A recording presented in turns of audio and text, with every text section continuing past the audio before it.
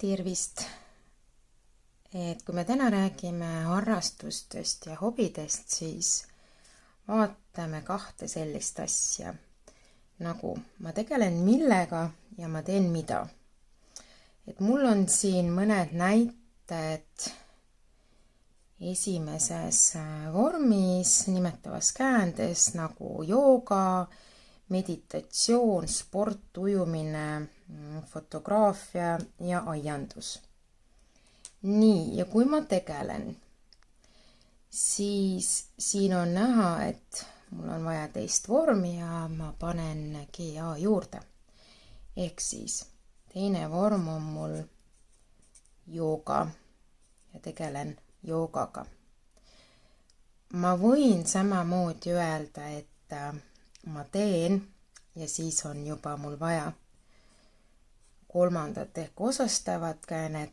Ma teen joogat.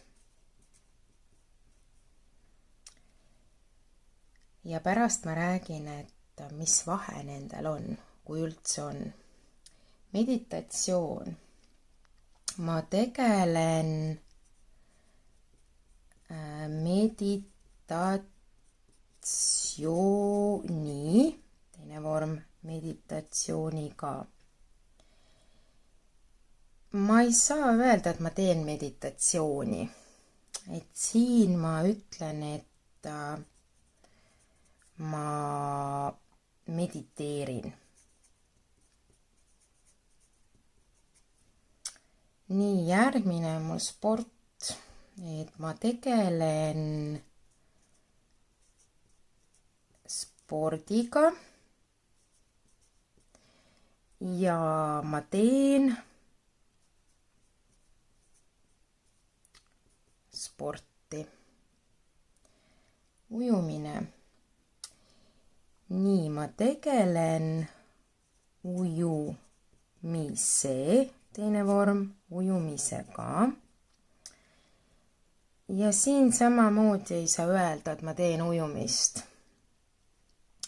Siin on sellised variandid nagu ma ujun või ma käin, see sõna, tegusõna käima, ma juba kirjutasin see käima, ma käin näiteks ujumistrennis ja sellised variandid. Nii, kui meil on fotograafia, siis ma tegelen fotograafiaga. Ja samamoodi ma ei saa öelda, et ma teen fotograafiat. Siin on ka võimalikud variandid, näiteks, et ma teen pilte või fotosid või siis ma pildistan.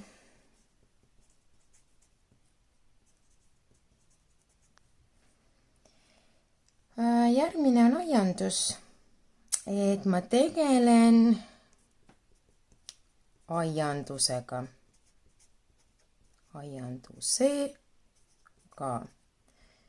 Ja samamoodi ei saa öelda, et ma teen aiandust või